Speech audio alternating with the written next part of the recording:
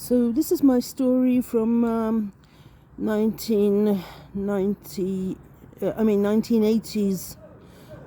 Here I am, but this is a 60-year-old me.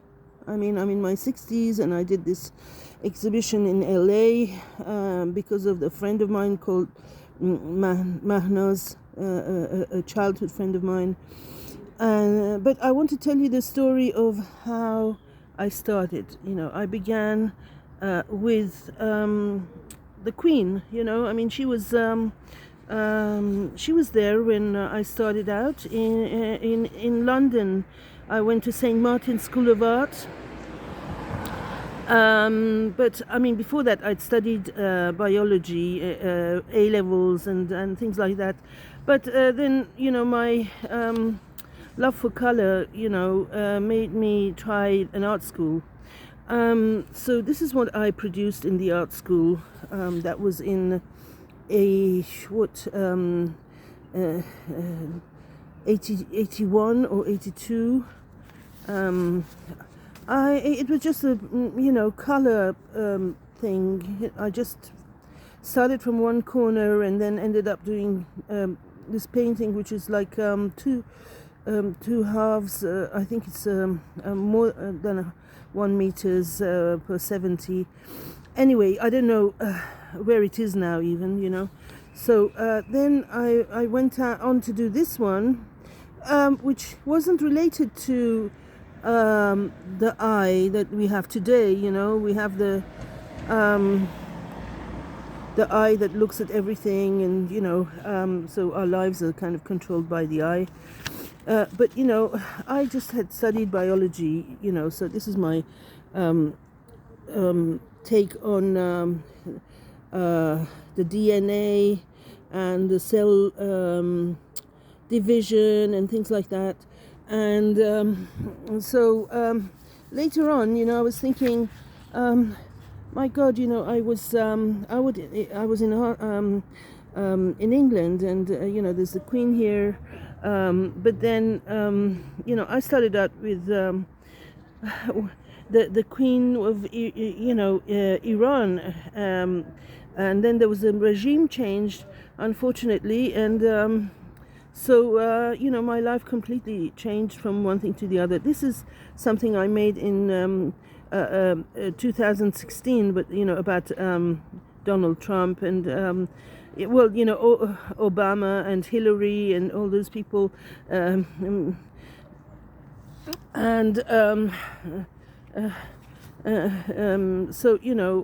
my great admiration for Salvador Dali, the German chancellor at the time. But my story began really in Florence, and this is all the people in Florence that I met. I went to university in Florence, so I want to tell you the story of Francesca, because Francesca was a young girl who I met. She was 18, I was 32 when I met her at university. This is some of Florence. And Francesca, was a very pretty girl, and she was always getting into, she was Italian, she was from Terni. She is still, she's there. And she was kind of alone. Sometimes she would tell me, because her parents were living in another city, and she was saying, I feel so lonely. I haven't spoken to anybody for quite a few days now. And so we got into a friendship. And Francesca and I used to hang out together in Piazza Santo Spirito a lot. This is a painting inspired by the film Drowning by Numbers by Peter Greenaway. You see, and he's got numbers here, everything. Well, the world is made up of mathematics.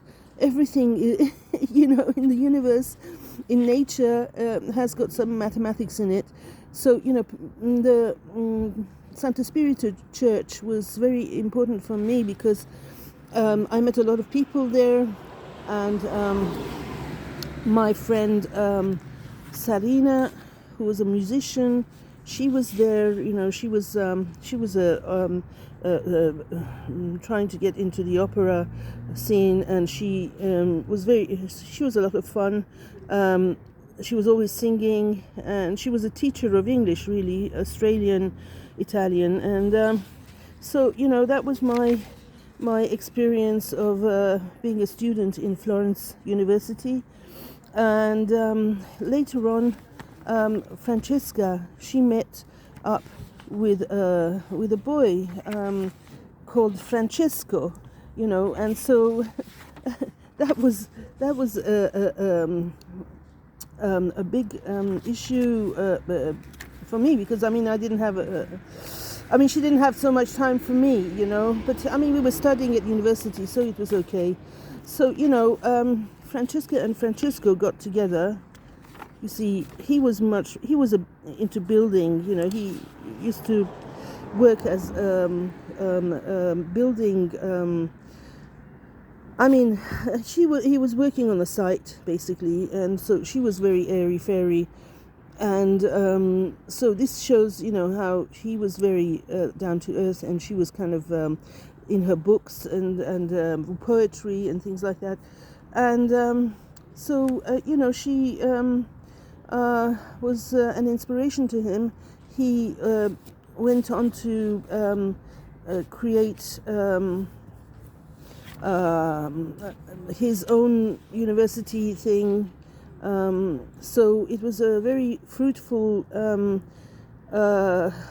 combination, because she, being a student, introduced him to study, and so the magic happened. He became a student, and he also studied English literature, and then he got his degree. So she kind of moved him up the scale, because if she hadn't inspired him, he wouldn't have studied. So this was a nice little story about Francesca and Francesco, and Francesca went on to become a teacher of English. And all this happened in the city of Florence, under the Florentine skies, and while I was living in a place belonging to the Quercioli family, which that lasted for a long time, and but then later on, I went on to Via Friasolana, and I created a little atelier, and this is the Atelier d'Or, and I started to sell my paintings and postcards and things, and it was a very fruitful time. That was until 2005, when I had to close the shop and go back to my living in my parents' house. But before that, I went to live in Silvia's house in Viareggio, and this was a beautiful place, which I'll always remember. This is part of my story in art in Italy and England.